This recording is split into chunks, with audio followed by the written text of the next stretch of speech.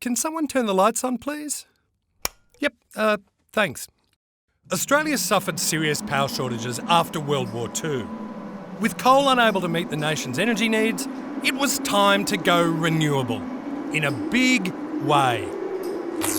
Australians love big things. There's Goulburn's Big Merino, Coffs Harbour's Big Banana, Humpty Doo's Big Boxing Crocodile, and Ningin's Big Bogan. G'day! But none of them are as big as the Snowy Mountains hydroelectric scheme. The biggest big thing that Australians have ever built. It was so big that we were happy to give it a little name. The Snowy. The Snowy was a child of the Second World War. The fall of Singapore, followed by Japan's bombing of Darwin and submarine attacks on Sydney and Newcastle, proved Britain could no longer protect Australia. After the war, the Chifley government feared Australia lacked the population to defend itself from Asian invasion. Immigration Minister Arthur Calwell declared that Australia must populate or perish. The war also shifted Australia's focus from wheat and wool to manufacturing. Desperate to maintain this capacity, arms factories were retooled to produce white goods.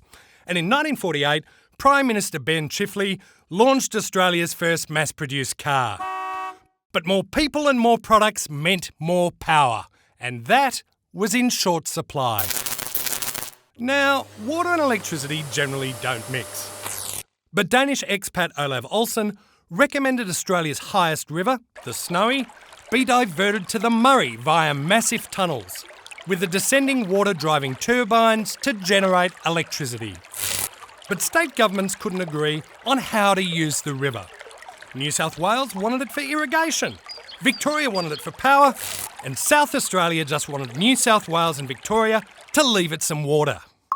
As power production and irrigation were state responsibilities, the Federal Minister for Works, Nelson Lemon, went to Chifley with a novel solution. Put the whole thing under the Defence Act and we'll be the boss. What? Your name's Nelson Lemon, not Ned Kelly. You can't do that. But Lemon's plan was no pipe dream.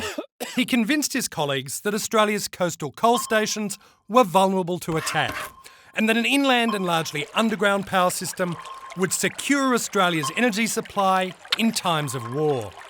Having successfully held up the states and stolen the river from under them, Lemon established the Snowy Mountains Hydroelectric Authority. The man he chose to run it, William Hudson, got a friend to write his job application. On the back of an envelope. Lemon was also not one for formalities. He sought approval for the appointment by handing Chifley a piece of paper with Hudson written on it. When a cabinet colleague demanded he submit 3 names for consideration, he added Hudson, Hudson. Lemon had his man, but not the men for his project. The answer? Immigration. Australia's then immigration policy was, like the river, snowy.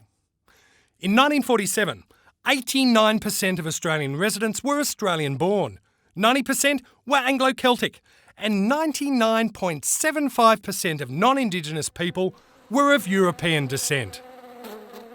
Calwell couldn't get the British immigrants he wanted, so he took predominantly Southern and Eastern European war refugees and paid the passage of other European migrants on condition that they work for 2 years in whatever jobs the government gave them. Many of those jobs were on the Snowy, with migrants from 32 countries comprising 2/3 of the project's 100,000 plus workers between its 1949 launch and its completion in 1974. Hudson mixed former enemies together to erode ethnic tensions. You aren't any longer Czechs or Germans. You are men of the Snowy. It seemed to work.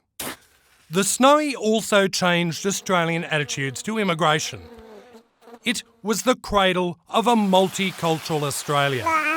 By 1966, 1 in 7 Australians were born overseas, with Australia having the greatest proportion of migrants of any country in the world, bar Israel.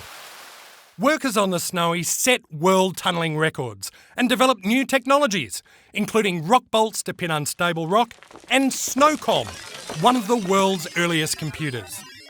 While multinationals did the early work on the Snowy, the project turbocharged Australia's engineering and construction industries.